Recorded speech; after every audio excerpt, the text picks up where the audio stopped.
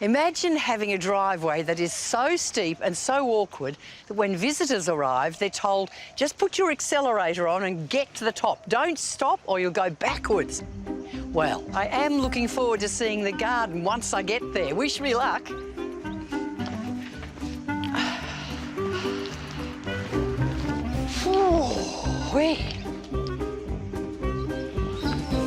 Oh, push, push. Come on, Jane, you can do it. I can do it. I'm nearly there. I'm nearly there. I'm nearly there. It's worth it. It's like climbing Mount Kilimanjaro. I know. Welcome to mountain goat country. Yeah. Chloe Thompson lives in Hurstbridge at the end of the train line in Melbourne's northeast. She's a writer, a TV and online presenter and a horticulturalist. But one of Chloe's biggest off-screen challenges has been the creation of this, her home garden. How big is the block? It's a quarter-acre block, yeah. But obviously the whole thing's on this really steep slope. Oh, you look like you're sort of sitting in amongst the trees. Yeah, it is. We call it our treetop house. And so it keeps getting steeper right up the top. Yeah, we're actually only halfway up. Oh, my goodness gracious. Why do you do it? Actually, the garden really appealed to me here because it's lots of different spaces and on different heights. Now we're going down again. Yeah, let's go and have a look at the very first garden right near the road.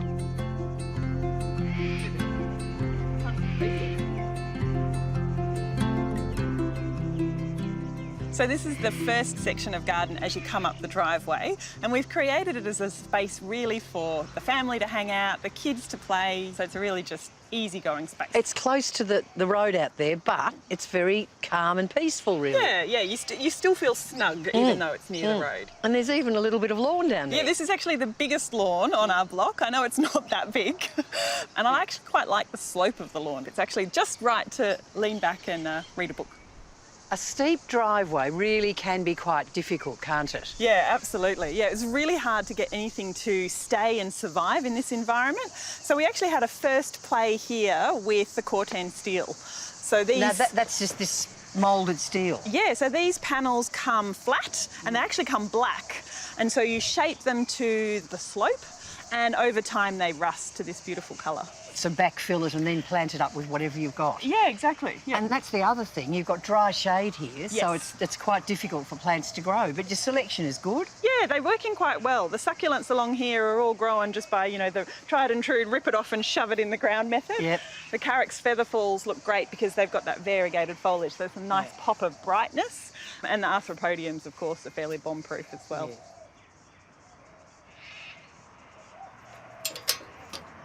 Oh, another steep slope to climb. Exactly, yes. Come on into the backyard. Yep. So round here, this is actually the south side of the house. And as you can see, we've grown some big, beautiful bamboo. Now, when you say bamboo, people go, ah, shock horror, but this is the clumping bamboo. This is the clumping bamboo. This is bamboo oldami, and it grows tall and fast. And I just think it looks really good as well. It does. It's a nice screen between you and your neighbours. It works well. Yeah, absolutely. And onwards and upwards. First flight of many stairs ahead, shall we? You.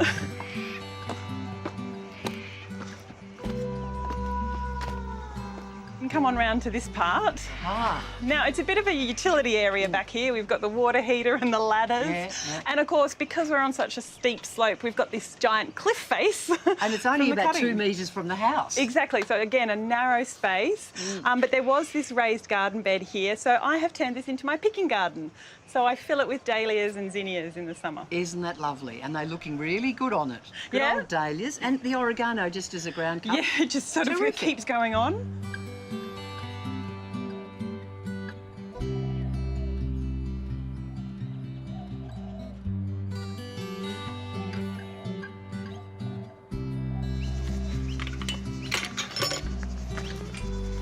Dog's following. Yeah, she does that. She's very cute. And this is very cute too. That's the little conservatory. It is. It's one of our new projects. We did this during lockdown, or one of the lockdowns. Yeah. And it is made from 100% recycled windows we found on the side of the road, or the tip, or free cycles. Oh, that's very cleverly put together though. And it's come up a treat, actually. Fantastic. Oh, and obviously you grow a few tropically sort of things in there. Yeah, anything that's frost sensitive I thought I can grow in here, and that way it'll survive the winter. That's wonderful. So what, you've got turmeric? Turmeric, some ginger, true curry leaf, and a frangipani as well. Just to add a little bit of tropics. Yep. The steps are just fantastic. They're nicely graded. Yes. But that would have been a huge amount of work. It was a lot of work. This is all done by hand again, but using the Corten to hug the landscape. So you had to dig it out and level it out by hand? Yeah, so one step at a time, literally one step at a time. Starting down the bottom, we might do one step one weekend, two steps the next weekend, and gradually make our way up to the top. Wow, just little. Yep, small bites. What about these enormous rocks? They were all carried in by hand as well, believe it or not. I spot something hidden away over there. Yeah. That's a lovely little chook pen. There are 3 gorgeous silkies. They're actually relatively new, but they've started laying and the kids are loving them. Oh, I think, and they get their run in this area here? Yeah, they can have the run of this during the day and they don't make too much mess. No. Come on up to the very back lawn. The very back lawn, the height of the garden. Actually, a green lawn is just perfect to sit on, isn't it? It's very inviting. Absolutely, yes, it is. And being at the top of the garden, you can perch yourself and admire the view, which is really nice. I like how you've got the vertical element too, because it's such a pleasant outlook, but by having that sort of element of climbing things, Yes. just gives you that nice height. Yeah, true. The hops gets really tall throughout summer, obviously, and then in autumn it dies right back down to the ground. And do you use comes the back up. hops? Yeah, we can pick the flowers, the hops themselves, make home brew. That'd have to be 5 metres high. It is, it's really tall. And you don't often see that warty... The warty gourd. Gourd, yes. Yeah, it's a fun one. I haven't grown that before, but I Yeah. thought I'd give it a shot and maybe make some Christmas decorations out of it. I think they're wonderful. And then I've got to ask, are you going to make a bed or an aquatic centre out of the bath? What are you Gosh, doing no, with that's that? for me. That is my soaking tub. So I love very sitting good. out there on a hot summer's night, fill it with water, and it's just bliss. All right, let's go and have a look at this last little bit of the garden. Yeah, so wander down yet another narrow little winding pathway. And along here we've got the beautiful Senecio Trident Blue. I which- like that. Yeah, it's it's different. fun, isn't it? Yeah, it is. And Yeah. then these beautiful poas. They're though. magic poas. I love the way they move in the wind. Yes. And a few wistringias. Yes, and of course all my bright yellow daisies. I have a bit of a thing for them. Yeah, and then the hedge of viburnum is Yes, beauty. yeah. It's great. And here we are at the top of the garden. You're higher than the house. We are actually higher than the house. So That we have- shows you how steep this garden is. Rather than being daunted, Chloe has embraced the unique opportunities that have arisen and, in the process, has created a great family space. Tell me what tips you'd give to people who've got a very steep block. Look at different retaining options. Look at ways that you can create planting pockets or planting spaces.